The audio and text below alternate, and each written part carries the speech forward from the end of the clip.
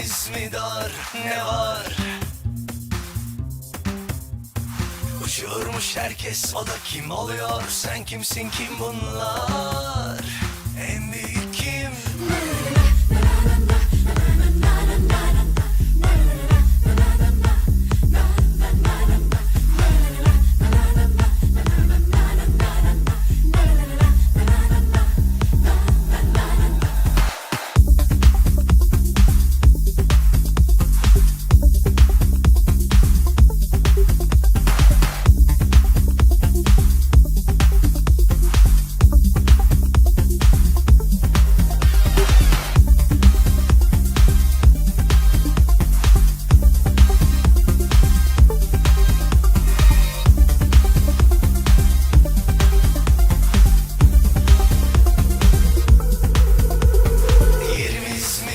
Yoksa yenimiz mi dar, ne var?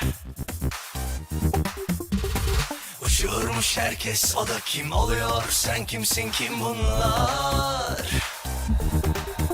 Hadi bakalım, kolay gelsin. Bir acayip zor yarış. Bana ne aman, ben anlamam. Pek hesaplı ince iş. Hadi bakalım, kolay gelsin. Bir acayip zor yarış. Bana ne aman, ben anlamam. Pek hesaplı ince iş. Sen seni bil, sen seni. Sen sıkı tut çeneni. Beline diline hakim ol. Sonra öcüler yak seni. Sen seni bil, sen seni. Sen sıkı tut çeneni. Beline diline hakim ol.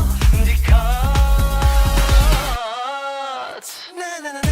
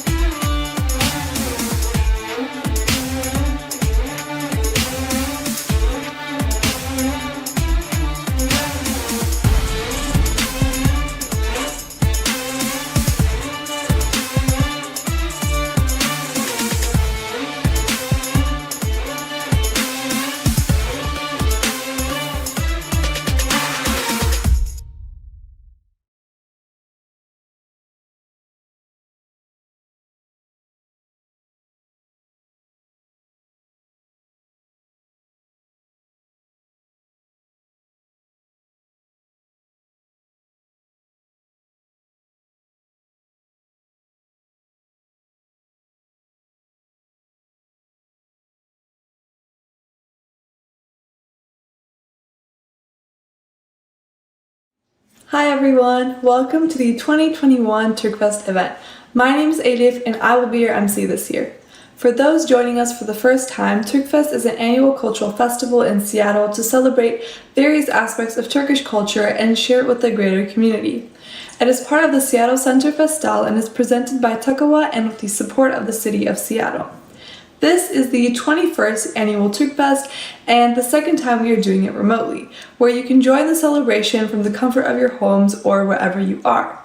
Today we will have a rich collection of performances and glimpses into the beauty of Turkish culture, so stay tuned.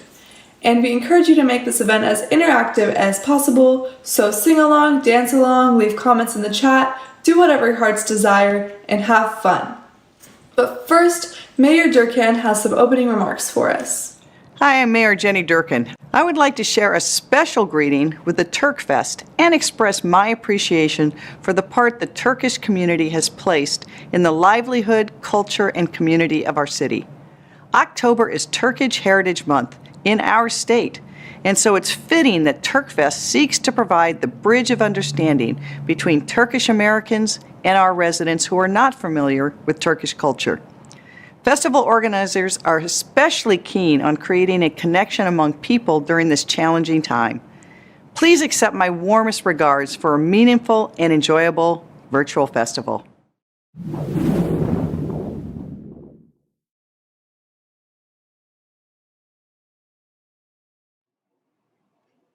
Hello, I'm Robert Nellums, Director of Seattle Center. I'm pleased to be providing words of welcome on behalf of the Seattle Center Festal for the 2021 virtual Turkfest Turkish Cultural Festival. Festal is a series of 24 free ethnic cultural festivals produced by community organizations and presented throughout the year in partnership with Seattle Center. Festal provides spaces for people to come together to celebrate their culture, share their traditions, and for people from different communities to learn from one another.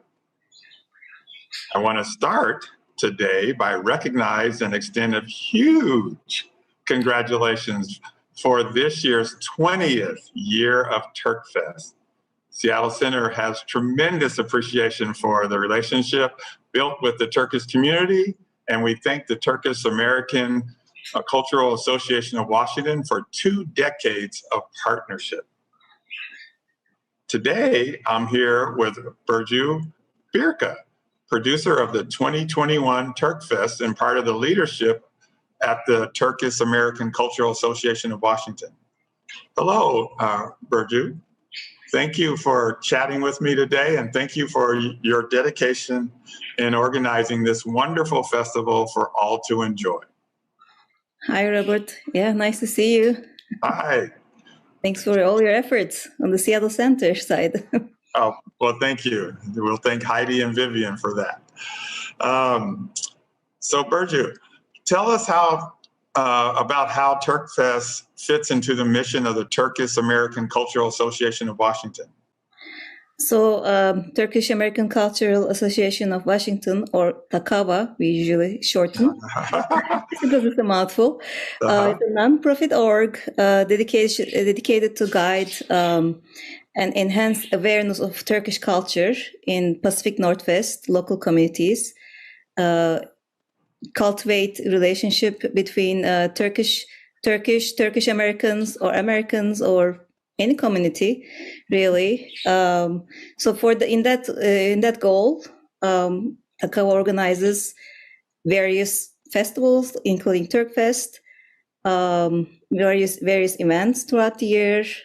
Some of these are important Turkish holidays to keep the community lively and engaged.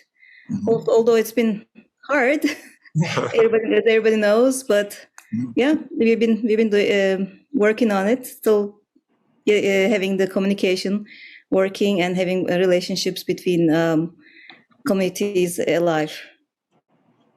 Well, that's great. You know, how long have you been a volunteer with the festival? And in your new role as this year as a producer, what inspires you most about this work? It's been a while. I think it's more than 10 years Wow. that it started as a volunteer. I had some skills that I would do art with children, with adults, and that was my way into the festival. Slowly it increased. I got on the Turkfest Festal committee. Eventually, last year, I became the producer, which is a different role, definitely. What I noticed is volunteers or anybody contributing to Turkfest, they go out of their way. It always inspires me how people like to contribute this event year after year and put their hearts into it. So it's beautiful. It's more. As a producer, I see it more because as a producer, I'm not the person who's doing the festival. I'm just.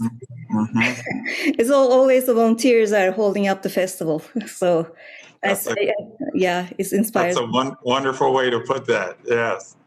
The Turkfest celebration has grown steadily over the years. Can you share a little bit about the community that participates in putting on and attending the festival? Yeah, it is. It's been. I look at the older photos. I see some young people that were children back then. They were in the children performing on the stage. It's beautiful. It's going through generations. Hopefully their children also will be part of the festival. So yeah, community is growing. We have more people coming in. I see more people from different, like Oregon or Vancouver, and when the border is easier to cross. But even now, it is spreading and hopefully spreading our message. Oh, yes, yes. We're definitely spreading your message. Of course, we're all missing the joy of gathering in person. And I imagine the virtual program last year and now this year has offered some silver linings, introducing the festival to especially new audience members. Have any interesting connections been made that you might continue to build on in the future? One thing I noticed was we set the festival, the start of the festival, so that people in Turkey can watch too. So it was a nice, happy surprise to see. We had the chat going, and even some of the relatives of our board members were messaging us. It was very sweet, and also a lot of people don't have the time just be in the festival space. So I know a lot of my friends, they're like, oh, we watched it online later on, or maybe in chunks, especially if I have a new parent friend. Hi to her. Yeah, she's like, I watched all of it, but it's just like small chunks. So that was an interesting thing that we never thought of before, because when it was live, it was just you miss it and it's done. But yeah, even though it's hard, it's better to be in person. Also, there's silver lining too. Oh, yeah, yeah. In person is special. Online is special too, but in a different way. Let's talk a little bit about this weekend's program. Turkfest recorded one performance here at Seattle Center McCall Hall, and all the other presentations have been sourced from Community.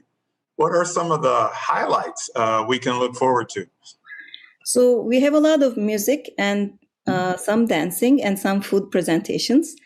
One of the dance presentations has been filmed in McCall Hall, and I was part of it. I'm so happy. It was a very interesting experience. McCall Hall, definitely very professional, very exciting, and being on the stage. Because I've been many times on the spectator seats, like audience, like, oh wow, and then now I'm on the stage. It was a lot of fun, and all the dancers have been.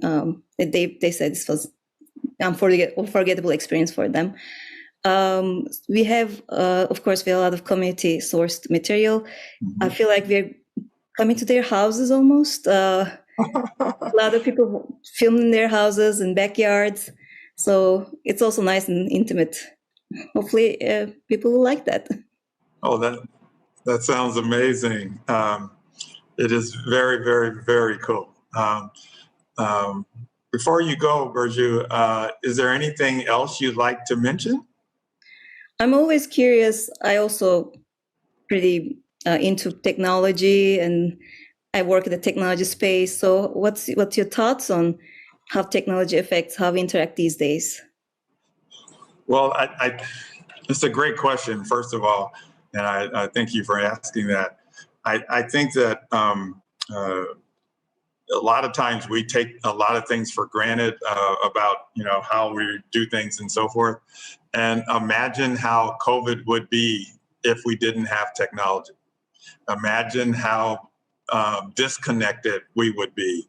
And we complain a little bit now about we don't have the ability to see people face to face as much as we would like, but not having the ability to be online with people would be devastating. And so I think that as technology continues to grow and improve, we are going to be able to do things in the future to where we can be face to face with one group of people and online with another group of people, and bringing all of them together. And that's really where I'm hoping Festal goes in the future, and has an ability to start to really build some really broad and deep bridges. Yeah. So, Burcu, I would like to thank you for putting so much time and passion into the Turkish Cultural Festival. Turkfest is a treasured part of Seattle Center Festal. And I want to thank you and the board and leadership of the Turkish-American Cultural Association of Washington. And of course, a huge thanks goes to all the artists, performers, presenters, and of course, all of the volunteers who make it possible to put on a wonderful festival. And I'd just like to say there would be no festival without any and all of you. So I hope everyone out there enjoys Turkfest 2021. Virgil, would you like to say anything else before we sign off? I like what you said. Thank you, volunteers. You are the reason we exist. Thank you, audience. Thanks everyone. Well, thank you. And for all of you out there, be ready to tune in and watch Turkfest and enjoy. And we look forward to seeing you in person again next year. Thank you. Take care. Enjoy Turkfest. Peace. Peace. Here's a view that needs no filter. The Iftaria Pavilion is waiting for you at the Topkapi Palace Museum. Don't miss it. To start things off, I'm excited to introduce Volkan Efe, our first performer. Originally from central Turkey, he had an interest in classical Turkish music and began playing the oud as a teenager. Since then, he's played with various Turkish music ensembles in DC, Chicago, and Boston. Volkan has also picked up other traditional Turkish instruments, some of which we are about to see him play today. So enough talking, let's take a look.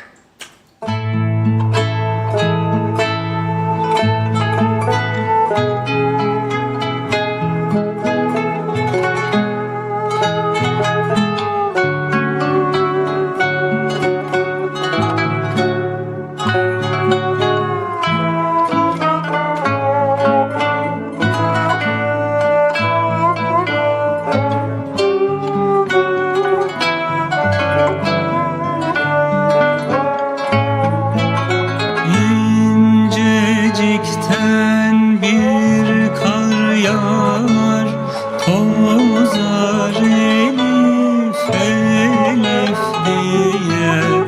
İncecikten bir kar yağar, tozar elif elif diye. Beni gönül hayran olmuş, gezer elif elif diye.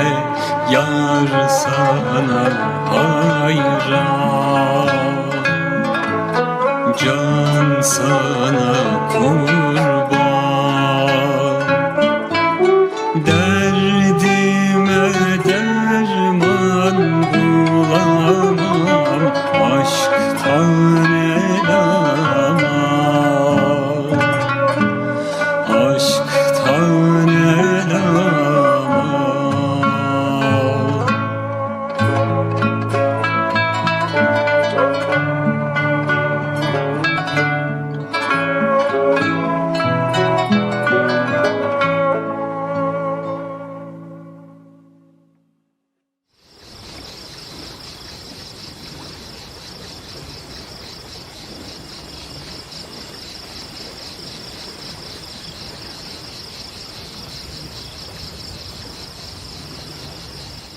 Wow, that performance was truly incredible.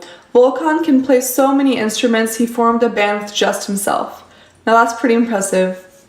That was only just the beginning of all the talent we are here to showcase today.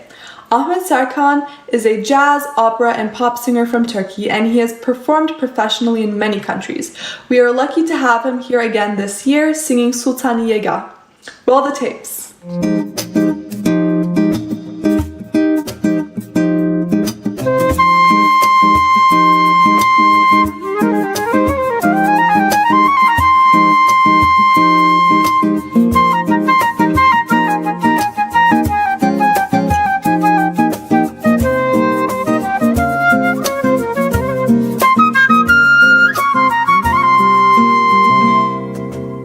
Şam dalları dolanınca eski zaman sevdalarının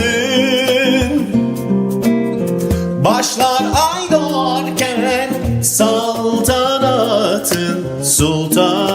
yegahı Sultanı yegahı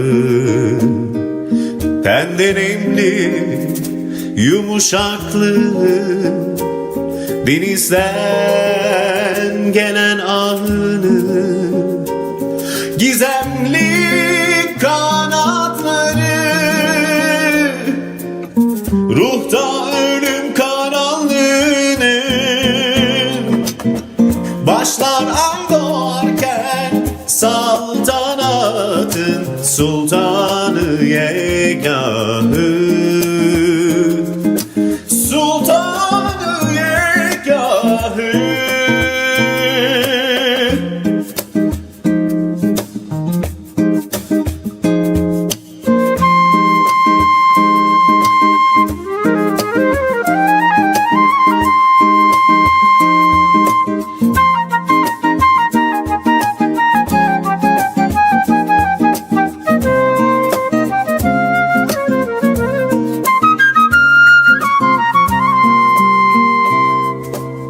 Şamdanları dolanınca Eski zaman sevdalarının Başlar ay doğarken saltanatın Sultanı yegahı Sultanı yegahı Tenden emli yumuşaklığı Denizden gelen ahını Gizemli kanatları Ruhta ölüm karanlığının Başlar ay doğarken saltanatın Sultanı yegahı Sultanı yegahı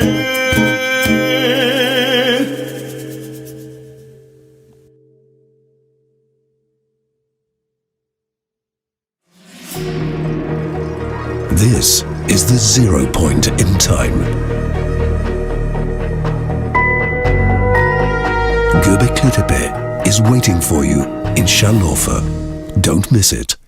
Now, when we think of Turkish culture, there is more than just music to celebrate. Yes, I'm talking about the food. One of the main reasons I'm proud to be Turkish. Just kidding. Mostly. Now that I have you all thinking about food, let's step into Joy's kitchen where Tuğçe Ülker is going to show us how she makes tahin mezesi. Tuğçe loves trying and sharing new recipes, so make sure to check out her Instagram page. Hi everyone, greetings from Antalya, Turkey. Today we're making a beautiful tahini dip/meze called hibeş.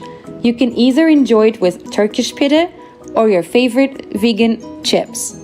I'm making this hibeş with a little twist.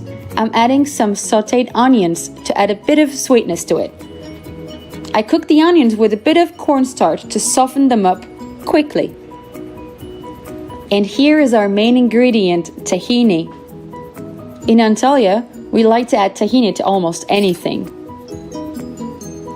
Here is the crushed garlic cloves, cumin, and ground red pepper. All goes into the blender. And here comes a twist. The onions, the sweetness. We blend everything together. We add some cold water to reach the consistency we like. And here, I realized that I forgot something really important, the lemon juice. We also add it to the mixture. Look at this velvety, luxurious dip. Yummy, right? It's delicious, healthy, vegan, nutritious, and goes well with almost anything. Meat, fish, chicken, all by itself. I add a bit more of that ground red pepper and of course some more olive oil. Et voila, bon appetit.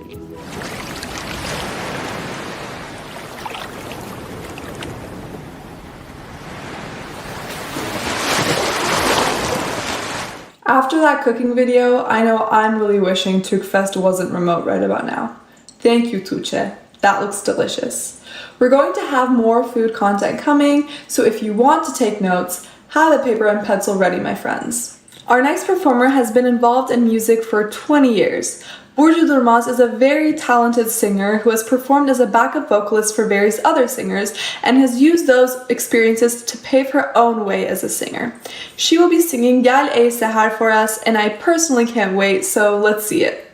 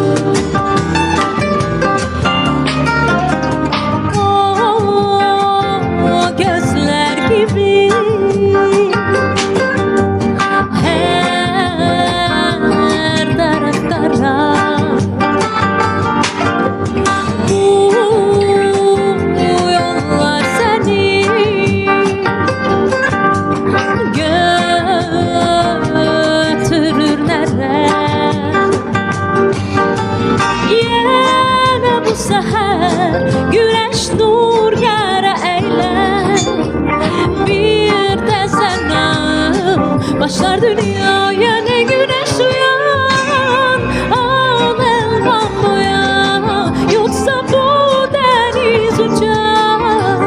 Bir zulmet gece deniz kaçar. Gel ey seher, gel ey seher.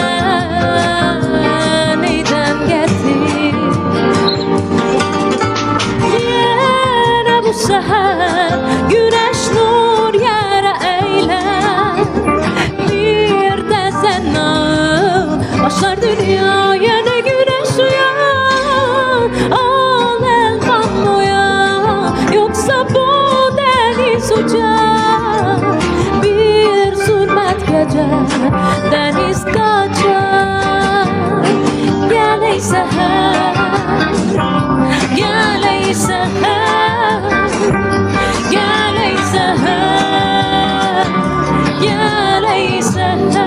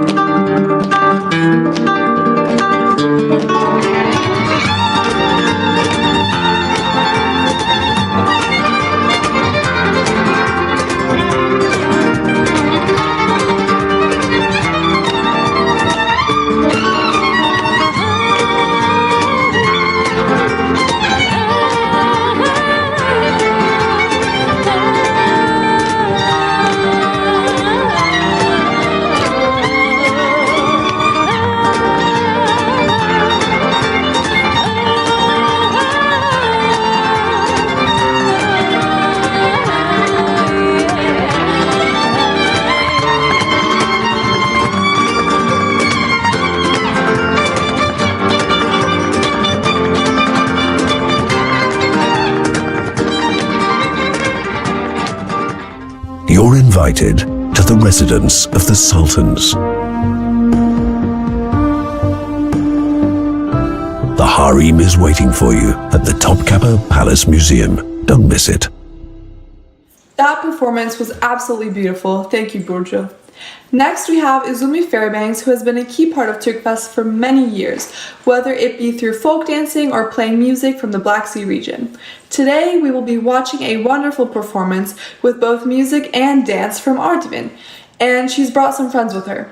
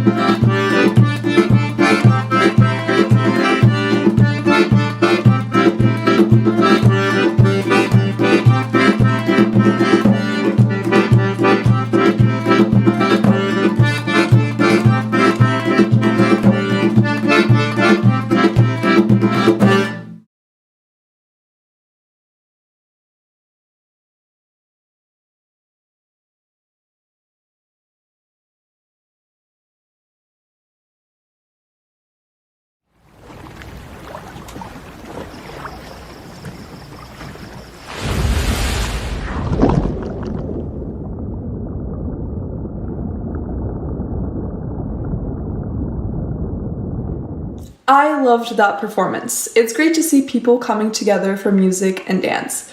Thanks for making that happen, Izumi. Now we have Güneş, who has been involved with Turkfest since 2005 and is a key member of the Turkish music band Şehri Seattle with her husband Batuhan. I remember even back when I was an elementary schooler performing at Turkfest in the Turkish choir for little kids, Güneş would play the flute for us to sing along to, and I always thought she was super cool. With even their 3-year-old son Sarp playing some instruments of his own, music is an integral part of her and Batuhan's family. She'll be singing for us today, so let's see it.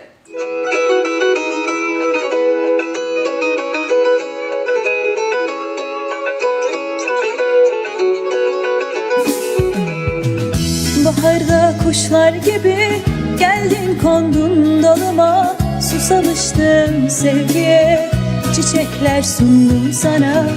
Baharda kuşlar gibi geldin kondun dalıma, susamıştım sevgiye, çiçekler sundum sana. Seversin diye, seversin diye.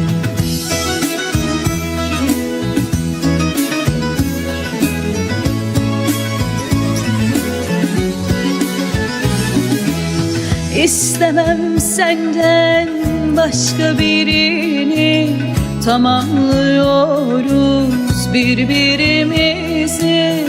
İstemem senden başka birini, tamamlıyoruz birbirimizi.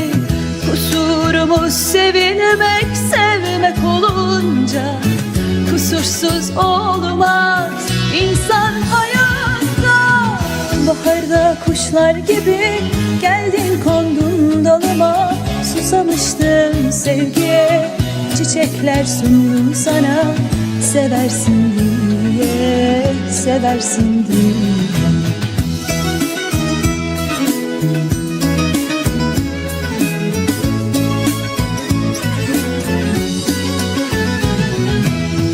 İstemem senden başka birini, tamamlıyoruz birbirimizi.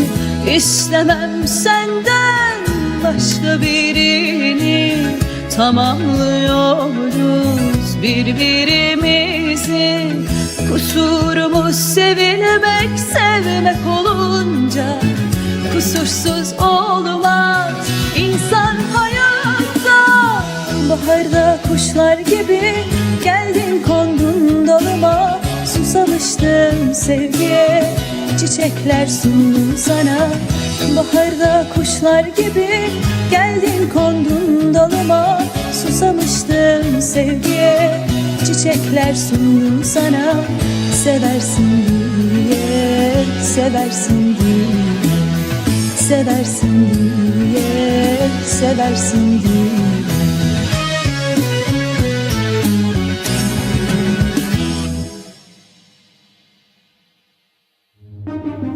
The whole world admires its beauty. The archaeological site of Hierapolis is waiting for you in Denizli. Don't miss it.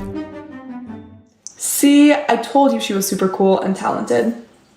Next up, Ahmet Serkan is making a reappearance, but this time with Nokta Barbaroğlu. Nokta has sung with our beloved Şehri Seattle band for the last few years and enjoys singing with friends for fun.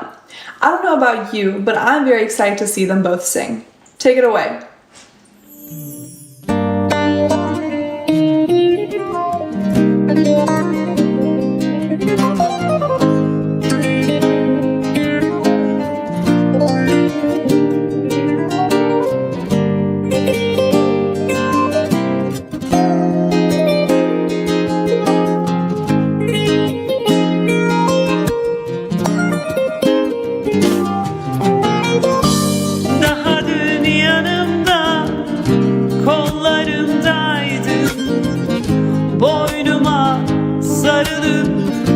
Öper koklardım, seviyorum derken, hep özlüyorken.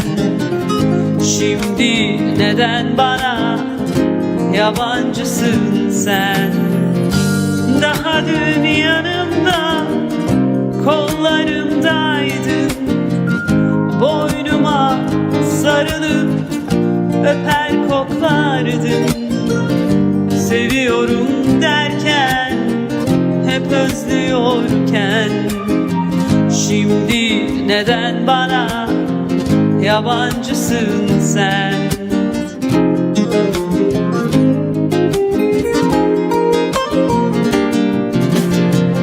Seni unutmaya ömrüm yeter mi? Dön desen tersine dünya döner mi? Gururum aşkıma öyle düşman ki.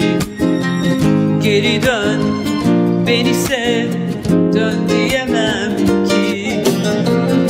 Seni unutmaya ömrüm yeter mi? Dön desem tersine dünya döner mi? Gururum aşkıma öyle düşman ki. Geri dön, beni sev, dön diyemem ki.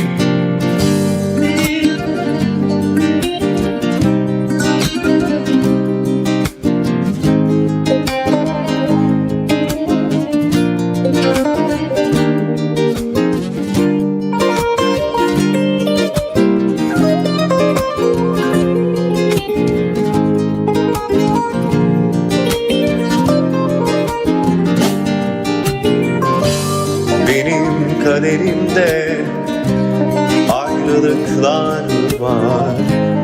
Kime bağlandıysam ayrıldı yollar. Sevmedim kimseyi ben hiç bu kadar. Benden ayrılmaya yeminim var. Benim kaderimde ayrılıklar var. Kime bağlandıysam ayrıldı yollar. Sevmedim kimseyi ben hiç bu kadar. Benden ayrılmaya yeminim mi var?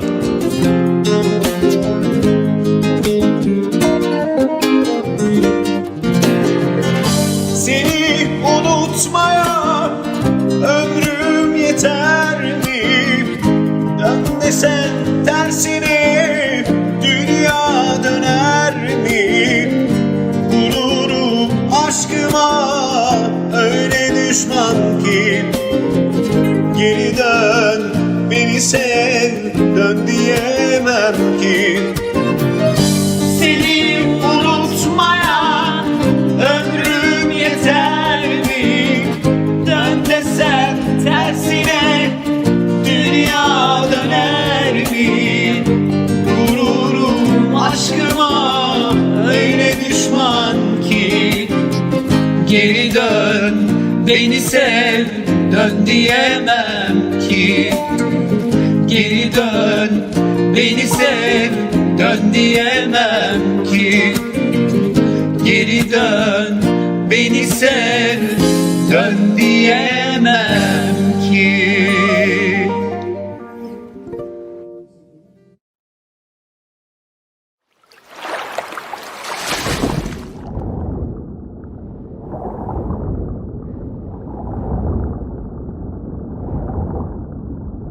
Let's switch it up a little by following up that amazing musical performance with some more amazing food. Arasin Özer has a great video prepared for us today where he's going to tell us a bit about himself and his recipes for kavurma and bulgur pilavı. So take those notes. Hello everyone, I'm Arasin Özer, a Turkish-American living in Seattle area. Today I'd like to share a couple of recipes which I believe will be representative of my culture. Although I grew up in Istanbul, I'm originally from a central part of Turkey, a city called Sivas, where livestock farming and whole grain farming is central to the economy. That's why most of the food that we consume will include whole grains and animal products. The recipes that I picked today will include these ingredients. The first one, bulgur pilav, will include bulgur, which is made out of whole grains. The way it's made, after the berries are collected, they are boiled and dried and peeled and cut into pieces. Today I'm gonna use coarse-sized bulgur to make bulgur pilav. And the second recipe that I will share with you guys is beef sauté in iron plate, which will include beef and vegetables and spices. But before I start sharing the recipes, I want you to remember that the food is so essential to our culture. Although I live 1,000 miles away from my native home country, I still try to replicate some of these experiences. And I want you to note that it's actually fun. It's about creating fun moments with our loved ones. I had a lot of fun preparing these recipes and recording them. I hope you will do the same while watching it. Enjoy. First step is to prepare the ingredients. I'll cut my vegetables into cubes. Today I'm using shallots, onions, red peppers, green peppers, and tomatoes.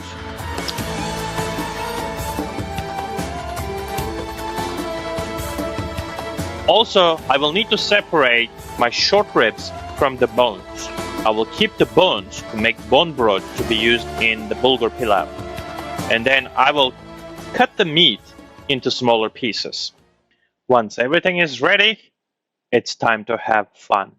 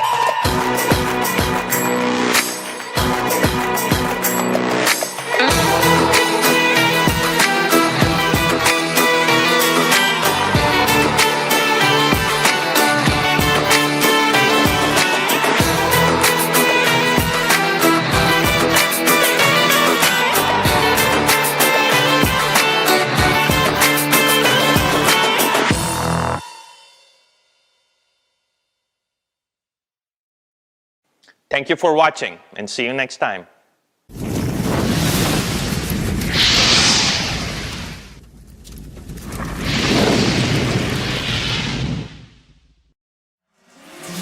Travel back in time for a memorable #TBT.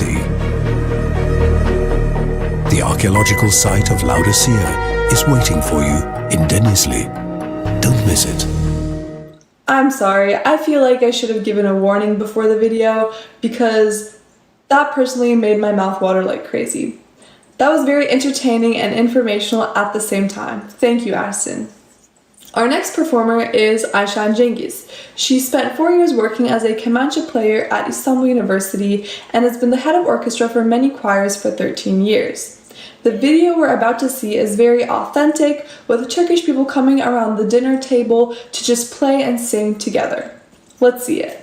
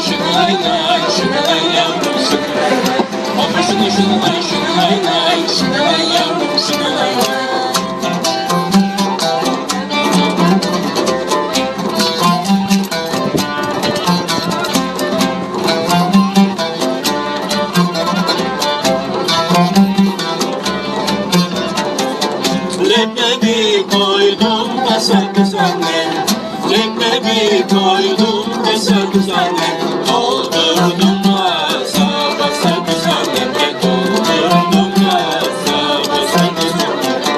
Benim yarim çok güzel kız annem, benim yarim çok güzel kız annem, azıcık boydan kısa kız annem, azıcık boydan kısa kız annem.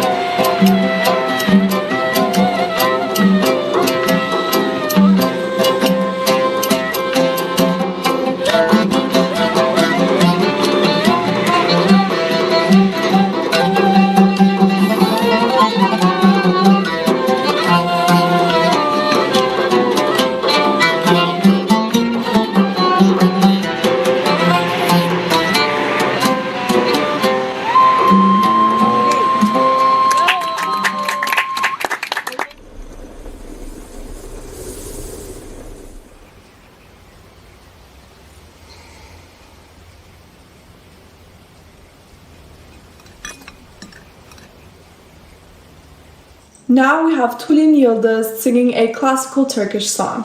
Tulin has a beautiful voice and is a big-time contributor of the Turkish classical music choir. We're about to see her first solo performance today. Take it away, Tulin.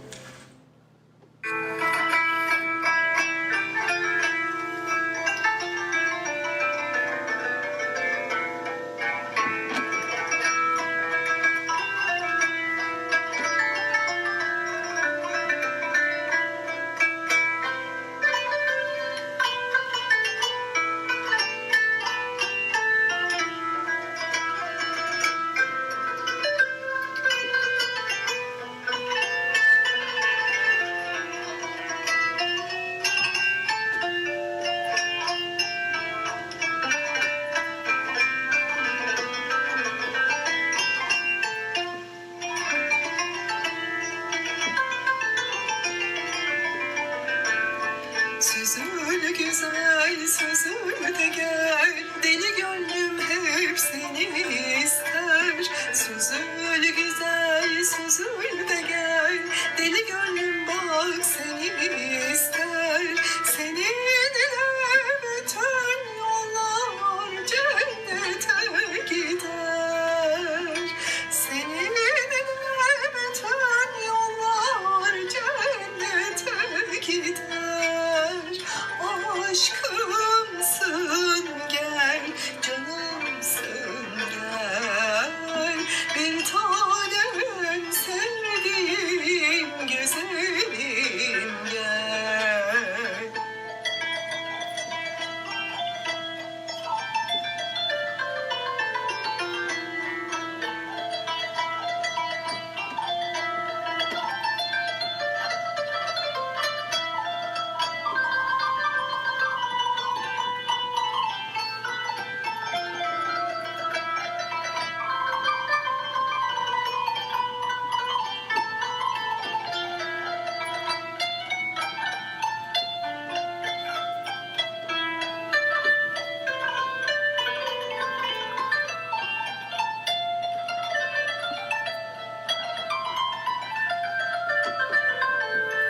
Alın güzel, salın güzel, seni gönlüm ah ne çok özler. Alın güzel, salın güzel, seni gönlüm ah ne çok özler. Nazın hasretin güzel, uslatın güzel. Nazın hasretin güzel, uslatın güzel. Aşkımsın gel, canımsın gel. Bir tanem sevdiğim güzelim gel.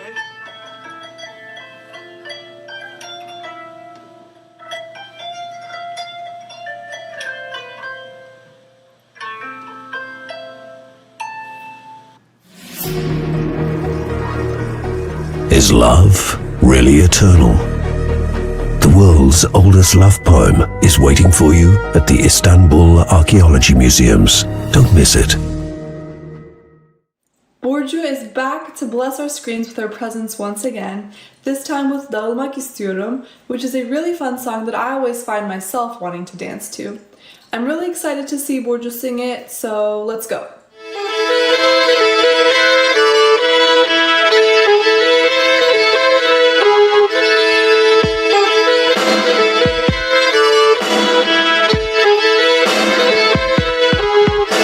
İçimden bir masalım, külleri uçtu bu gece. Yorgun, kırgın kahramanım, gel gör ki yalnız tek gece. Çok değil, kısa zaman önce bir masal yeşerdi içimde. Sen her gün yalanlar söyledikçe can verdi kalbimde sessizce. Yüzüm gözüm şişene kadar ağlamak istiyorum, içim sabaha kadar bayılmak istiyorum. Caddelerde dolanıp bağırmak istiyorum, müsaadenle bu gece dağılmak istiyorum. Yüzüm şişene kadar ağlamak istiyorum, içim sabaha kadar bayılmak istiyorum.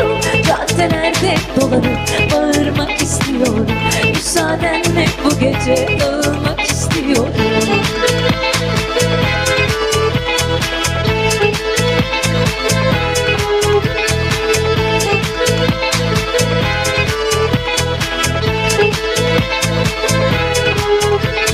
İçimden bir masalın külleri uçtu bu gece.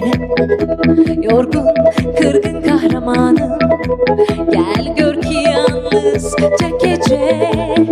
Çok değil, kısa zaman önce bir masal yaşardı içimde. Sen her gün yalanlar söyledikçe can verdi kalbimde sessizce. Yüzüm gözüm şişene kadar ağlamak istiyorum, içim sabaha kadar bayılmak istiyorum. Caddelerde dolanıp bağırmak istiyorum, müsaadenle bu gece dağılmak istiyorum. Yüzüm şişene kadar ağlamak istiyorum, içim sabaha kadar bayılmak istiyorum. Caddelerde dolanıp bağırmak istiyorum, müsaadenle bu gece bağırmak istiyorum. İçimden bir masalın külleri uçtu bu gece. Yorgun kırk kahramanım, gel gör ki yalnızca gece.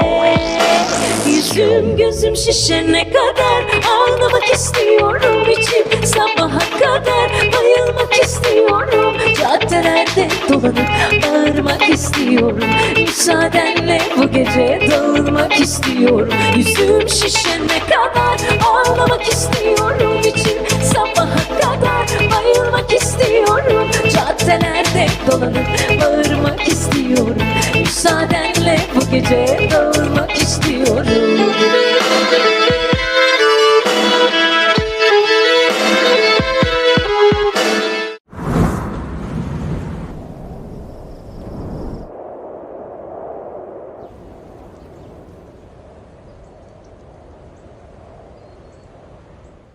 She rocked that performance. As always, I will be listening to Burcu's version of that song from now on. Now, I've already introduced these people individually, but we have a collective performance with Güneş, Batuhan, and Ahmet Sarkan coming your way. Brace yourselves for all the talent that you're about to see.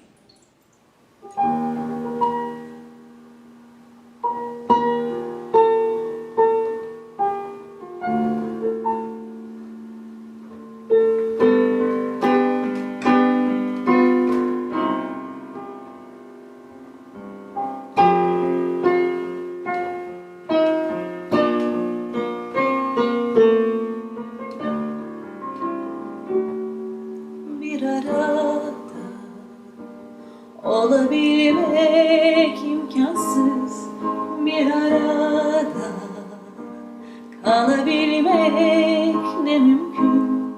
Seneler alıp gitmiş, ne var ne yoksa her şeyi.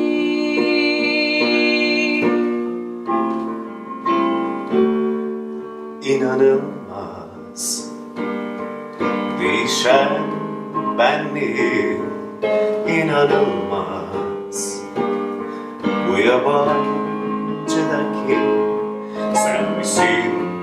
Böyle uzak veda sözleri söyleyen.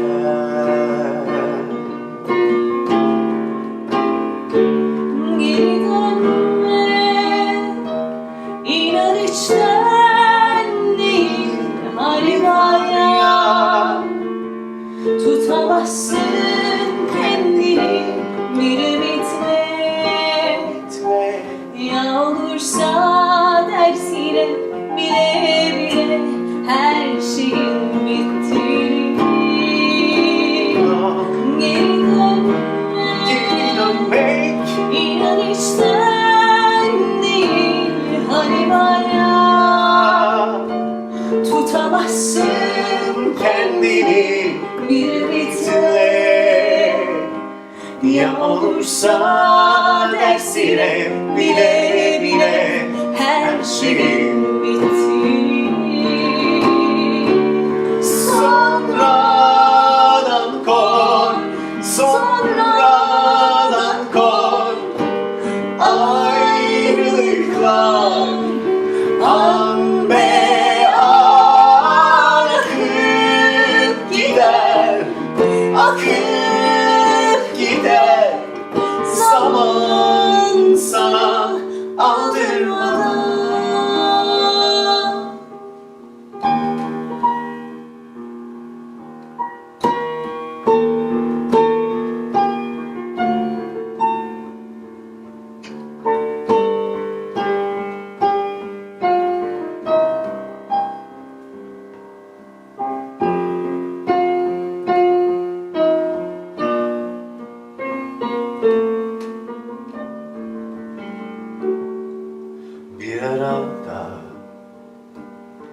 Olabilmek ne mümkün bir arada,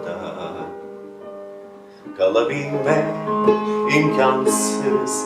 Seneler alıp gitmiş ne var ne yoksa her şeyi.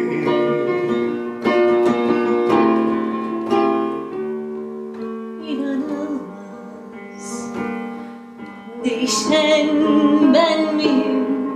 İnanılmaz, bu yabancı da kim? Sen misin böyle uzak veda sözleri söyleyen?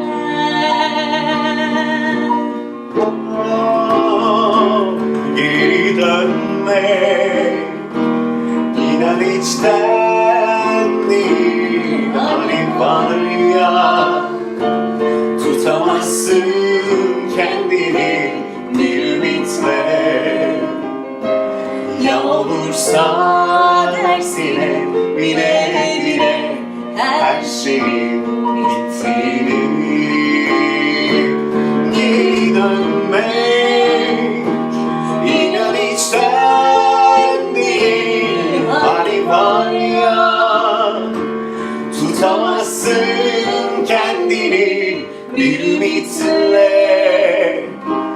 Ya olursa dersine bile bile her şeyin bittiğini. Sonradan kor, sonradan kor. Ayrılıklar an be an akıp gider, akıp gider. Zaman sana aldırmadan.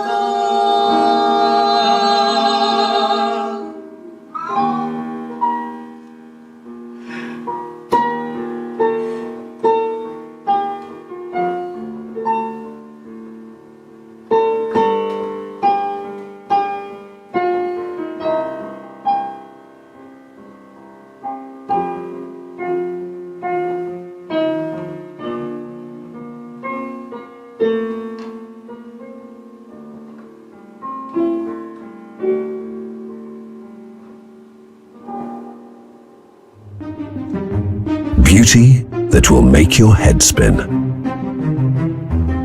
Mesmerizing domes are waiting for you at the Topkapi Palace Museum. Don't miss it. Next up is İlhan Sami Özolu, who has been an accomplished musician for 55 years. From going on tours to forming bands to establishing his own Turkish radio station, İlhan has done so much with music throughout his life. Let's see what he has in store for us today.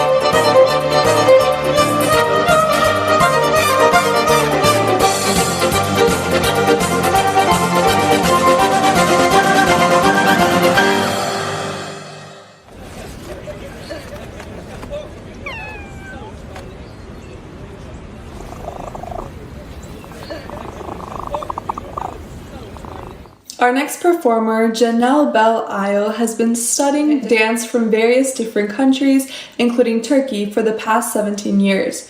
She has always contributed to Turkfest with her amazing dances. It's time for some belly dancing.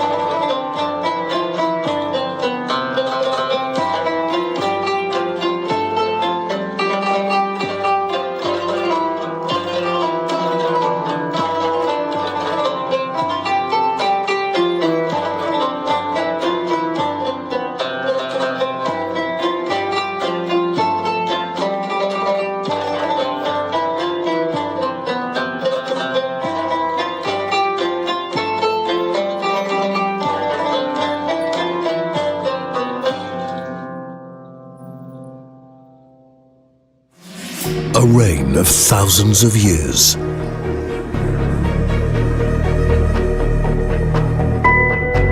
A view worthy of kings is waiting for you at Mountain Nemrut. Don't miss it. Now we're heading back to the kitchen with a very talented chef that I know personally very well, Meltem Fedayolu. I can attest to how delicious her cooking is. She never disappoints. Be sure to check out her catering service for events. Today, Meltem will be showing us how she makes aşure, which is a dish that has great cultural significance. Today, we are going to cook aşure, Turkish traditional noah's pudding. Aşure is made of many kind of different ingredients.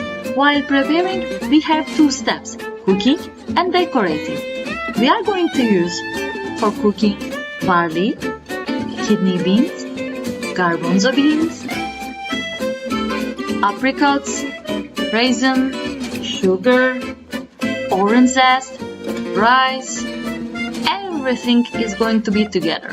And for decorating, hazelnut, walnut, dried blueberries, pomegranate, figs, almonds, pine nuts, and susama seeds.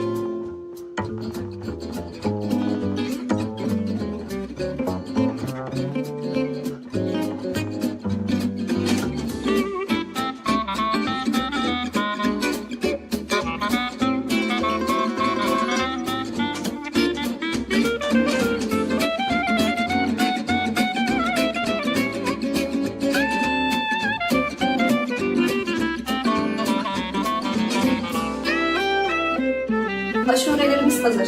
Afiyet olsun.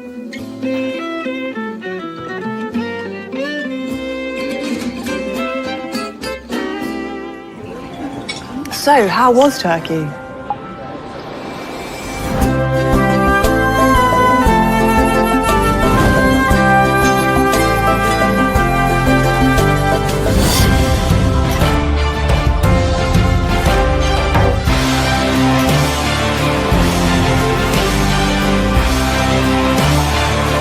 So Turkey was... Wow. Yes.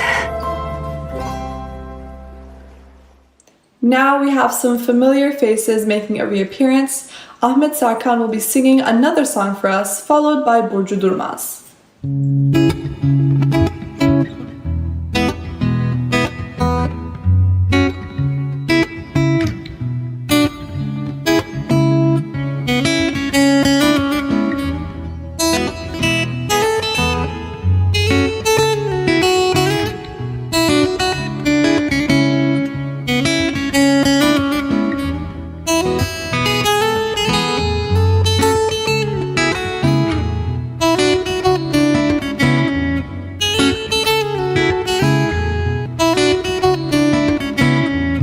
Sevda çölünde bıraktın beni, kanadı kırılmış bir kuş gibi Dönüp de bakmadın bir gün halime.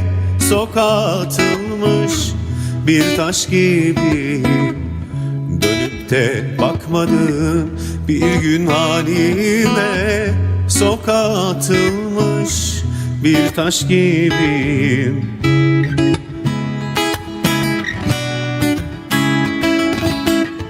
O eski hayalin her an karşımda. Gözyaşlarım çalar her an ışığımda. O eski hayalin her an karşımda. Gözyaşlarım çalar her an ışığımda. Ayrılık şarabı gönül tasımda. İçmeden yıkılmış sarhoş gibiyim. Ayrılık şarabı gönül tasımda. İçmeden yıkılmış sarhoş gibiyim. İçmeden yıkılmış sarhoş gibiyim.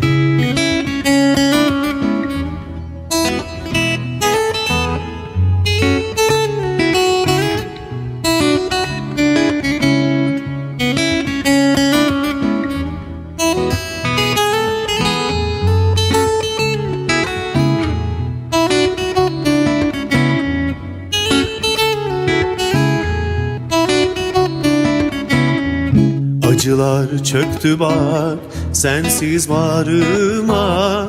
Çoktan azan erdi gönül bağıma. İnanma sen benim yaşadığıma. Sen gittin gideni ölmüş gibiyim. İnanma sen benim yaşadığıma.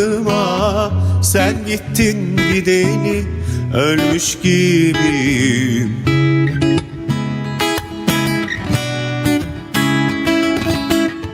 O eski hayalin her an karşımda. Gözyaşlarım çalar her an ışığımda. O eski hayalin her an karşımda. Gözyaşlarım çalar her an ışığımda. Ayrılık şarabı gönül tasımda. İçmeden yıkılmış sarhoş gibiyim. Ayrılık şarabı gönül tasımda.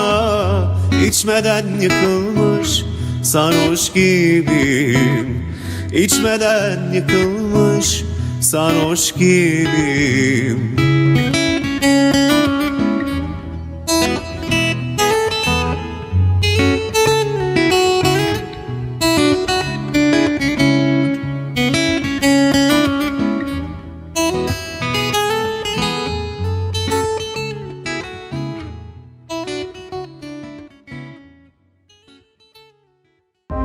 The brightest city of ancient times. The archaeological site of Mira is waiting for you in Demre. Don't miss it.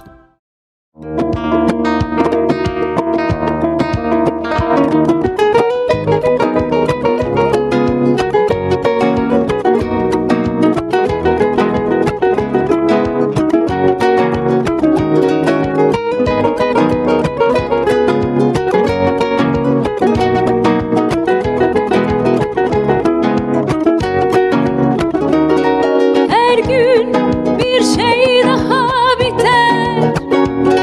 Giderek acı vermez biten şeyler. Kayıtsız biraz oluş başlar. Sıradan izler bırakır en tutkulu aşkla. Aldırma deli gönlüm.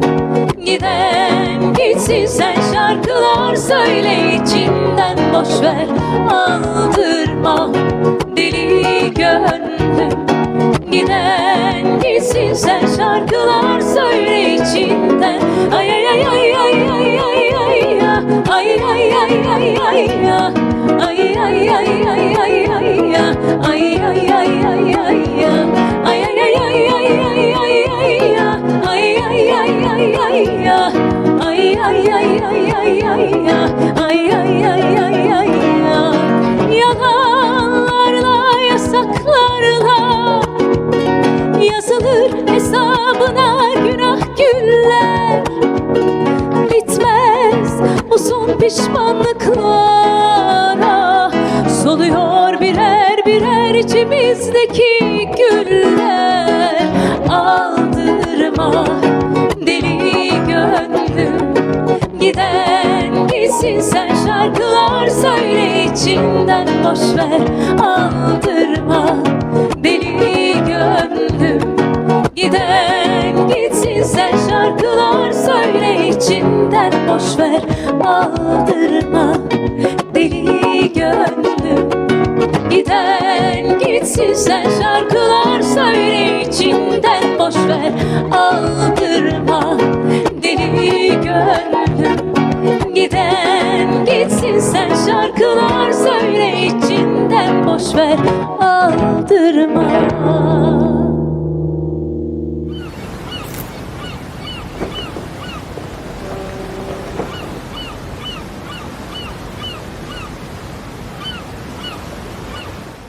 It's time for another amazing dance performance from Izumi and her friends. You will see Izumi playing the kemanche to accompany the traditional dancing.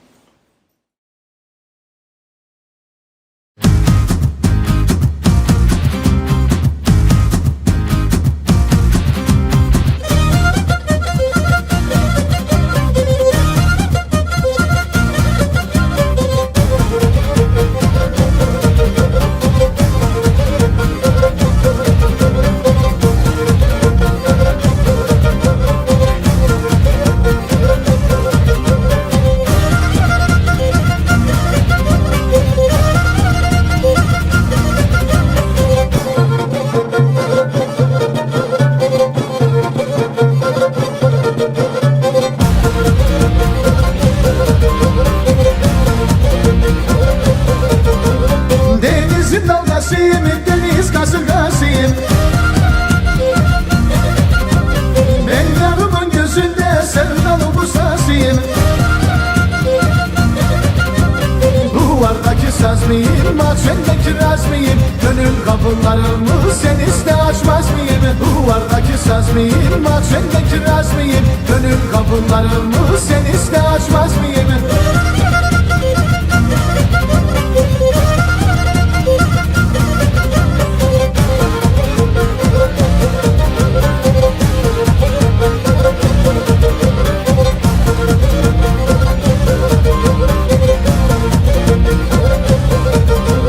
Yayla çiçeklerinden topladım deste deste.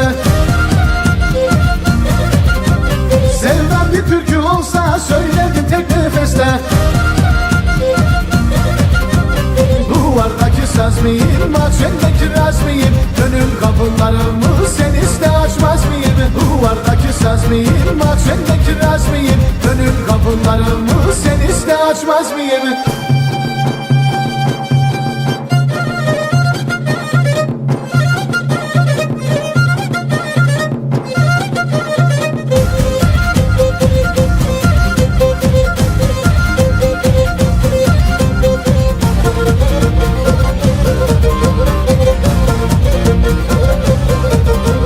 Yar ile karar ettik cumartesi pazara.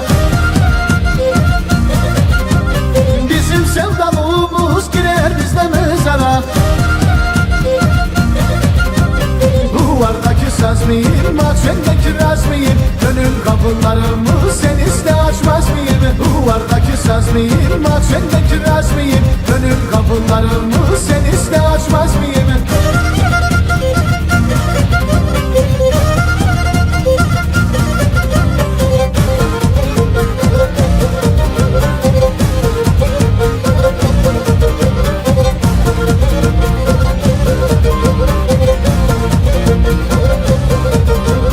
Kız kamaşır gözlerini sakın bakma aynaya.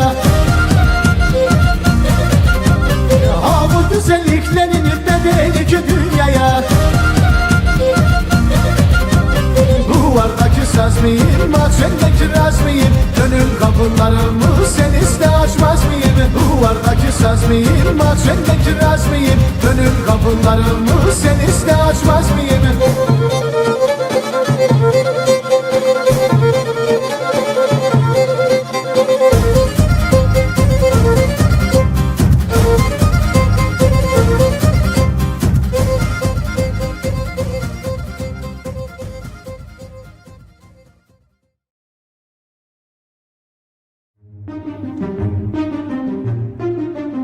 Take a selfie with a legend. Puzur Ishtar is waiting for you at the Istanbul Archaeology Museums. Don't miss it. Our next performer, Nazife Uzun, has been involved with Turkfest since 2005, whether it be through folk dancing or working the Turkish coffee stand, which is also a very important role. But she also loves singing, which is what she's going to be doing for us today. Take it away. Ne senden öncesi, ne senden sonrası,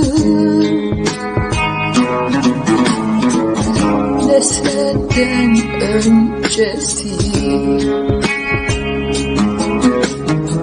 ne senden sonrası. Ayrılık aman, ölümden yaman, geçmiyor zaman, geçmiyor. Ne anam babam, ne hoş hatıram, yetmiyor canım, yetmiyor. Ben sende tutuklu kaldım, kendi hayatımdan çaldım. Yedi cihan dolandım, varasın demiyor. Ben sende tutuklu kaldım, kendi hayatımdan çaldım. Yedi cihan dolandım, banasın demiyor.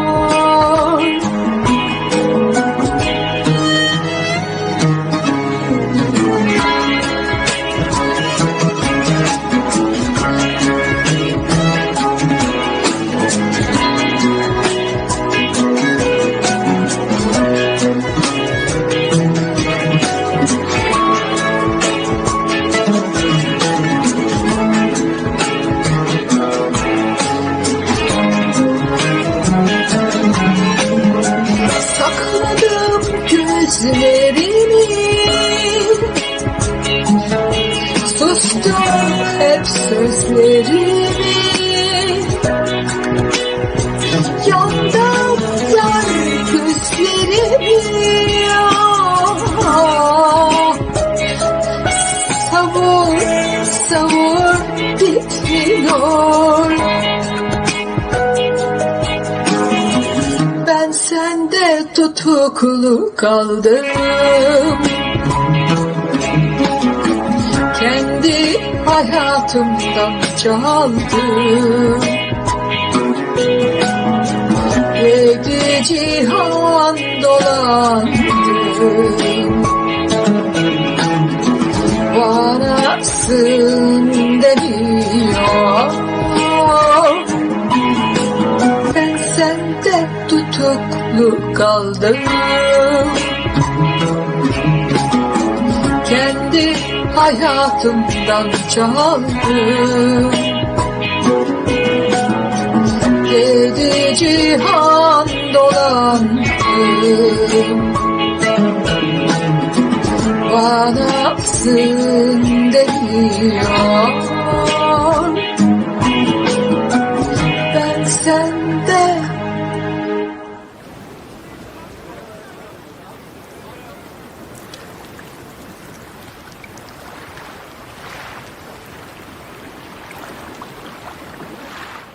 Now we have Nokta returning to our screens with a solo, where she will be singing Uslanmıyor Bu.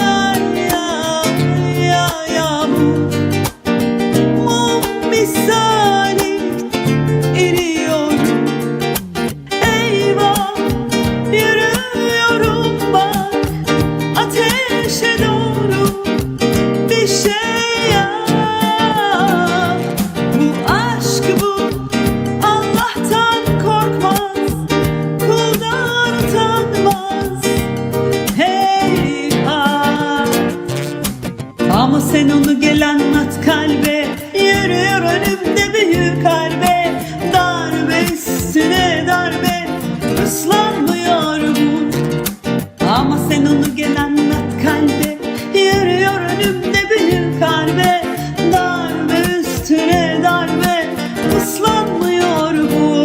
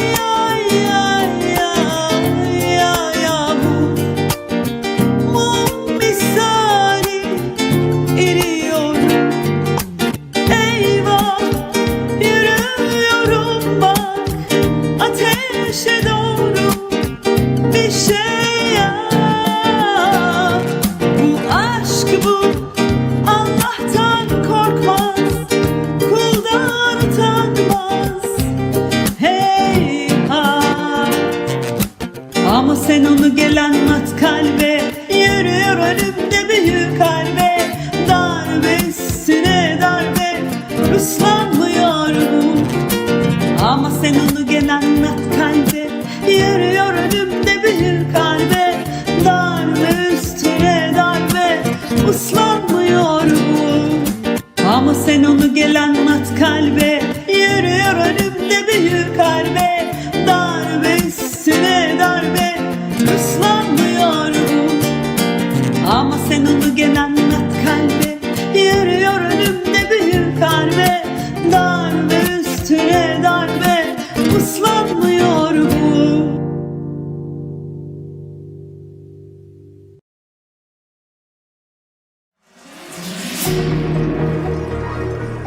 The patron saint of children.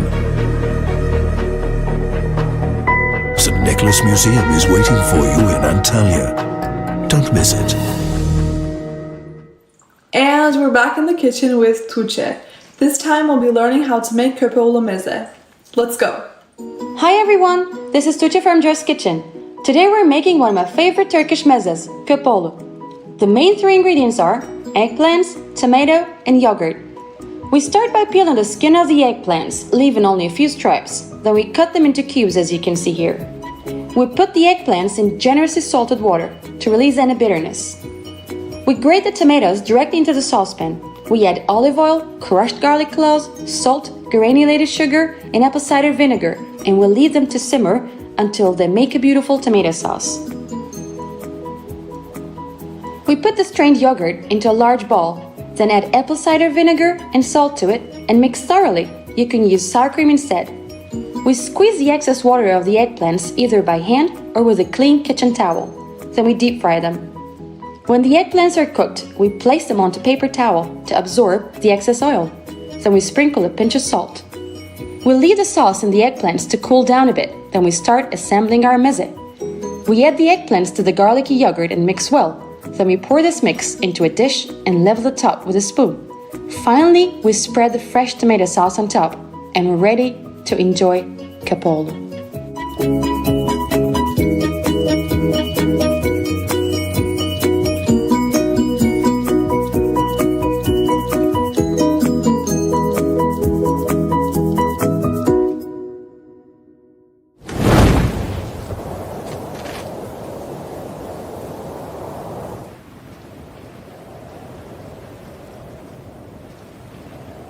Unfortunately, we are nearing the end of our beautiful performances, but we're not quite done yet, don't worry.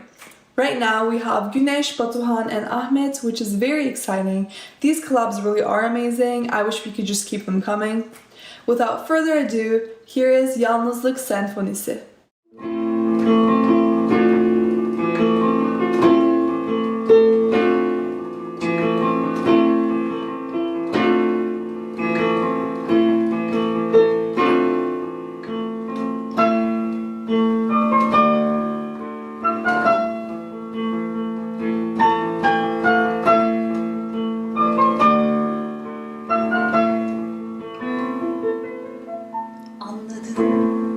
Sonu yok yalnızlığın. Her gün çoğalacak. Her zaman böyle miydi bilmiyorum. Sanki dokunulmazdı çocukken ağlamak.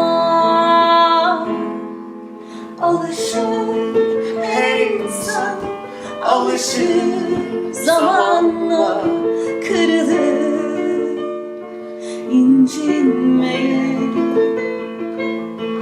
Çünkü olan yıkılıp yeniden ayağa kalkmak. Yalnızlık yollarıma kurmuş beklemekte. Acılar gözlerini dikmiş üstüme nöbette. Bekliyorum, bekliyorum, bekliyorum. Hadi gelin üstüme, korkmuyorum. Bulutlar yüklü hayatı hayacak üstümüze hasret. Yokluğunla ben baş başayız nihayet. Yalnızlık yollarıma nasıl kurmuş beklemekte. Acılar gözlerini dikmiş üstüme nöbette. Bekliyorum, bekliyorum, bekliyorum. Hadi gelin üstüme, korkmuyorum. Hadi gelin üstüme, korkmuyorum. Hadi gelin üstüme, korkmuyorum.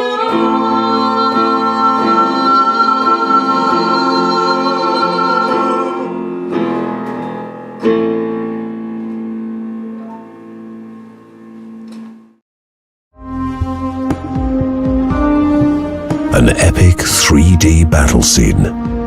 The Alexander sarcophagus is waiting for you at the Istanbul Archaeology Museums. Don't miss it. Next is İlhan Özulu singing the İzmir Marşı for us, which is a Turkish anthem. Feel free to sing along.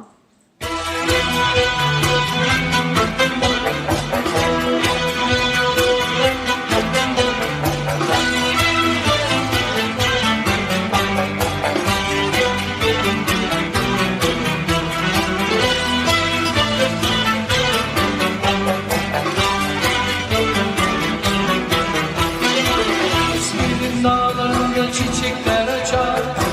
İzmir'in dağlarında çiçekler açar. Altın güneş orada sıvalar saçar. Altın güneş orada basılmaz kaçar. Bozulmuş düşmanlar yer gibi kaçar. Bozulmuş düşmanlar yer gibi kaçar.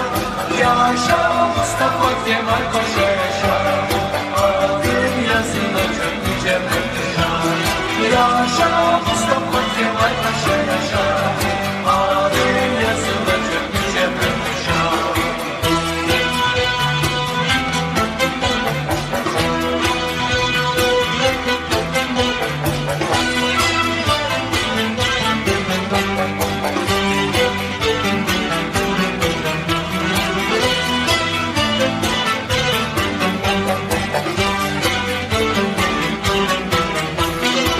İzmir'in dağlarında oturdum kaldım. İzmir'in dağlarında oturdum kaldım. Şehit olanları deftere yazdım. Şehit olanları deftere yazdım. Öksüz yavruları bağrıma bastım. Öksüz yavruları bağrıma bastım. Kader böyleymiş ey garip ara. Canım feda olsun güzel vatana. Kader böyleymiş ey garip ara. Canım feda olsun güzel vatana. Yaşa Mustafa Kemal Paşa yaşa. Adın yazılacak yüce Paşa. Yaşa Mustafa Kemal Paşa yaşa. Adın yazılacak yüce Paşa. The centuries-old love story of a fountain. The Antonines Fountain is waiting for you at the archaeological site of Sagalazos. Don't miss it. To wrap things up, we have our final performers, Nokta and Ahmet, singing another song for us one last time this year. Take it away, guys.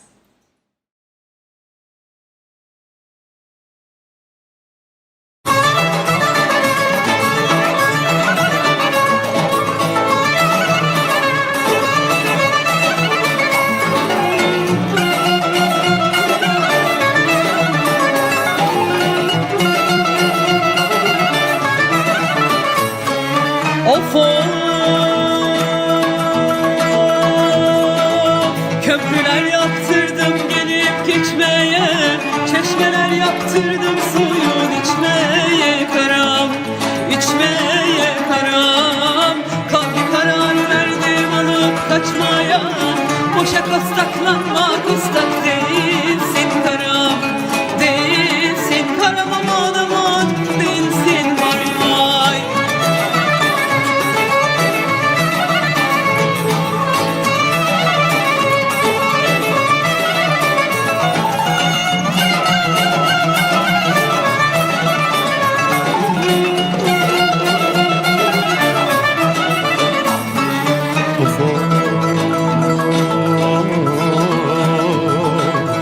Çıkma pencereye zülfün tellenir, beyaz giyme eteklerin kirlenir kara, kirlenir kara. Gelme meyhaneye adın kirlenir, boşa kostaklanma kostak değilsin kara, değilsin kara aman aman değilsin vay vay.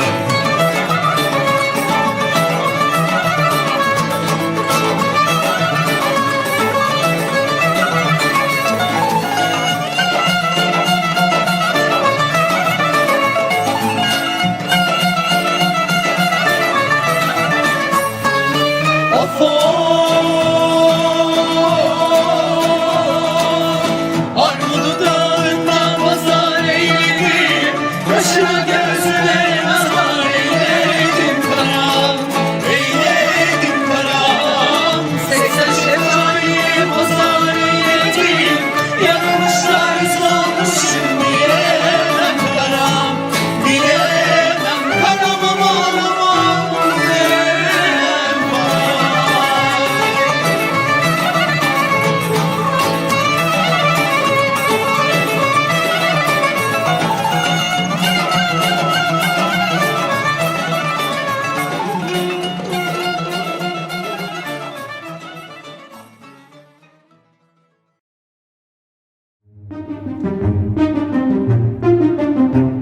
The dance of colors, born born out of darkness. The Dark Church is waiting for you at the Culinary Open Air Museum.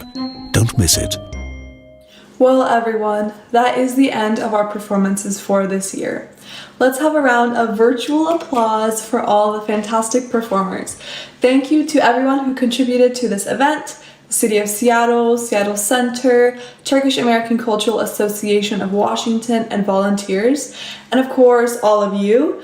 Thank you for joining us. Hopefully we all had a party, and we hope to see you again next year. Take care.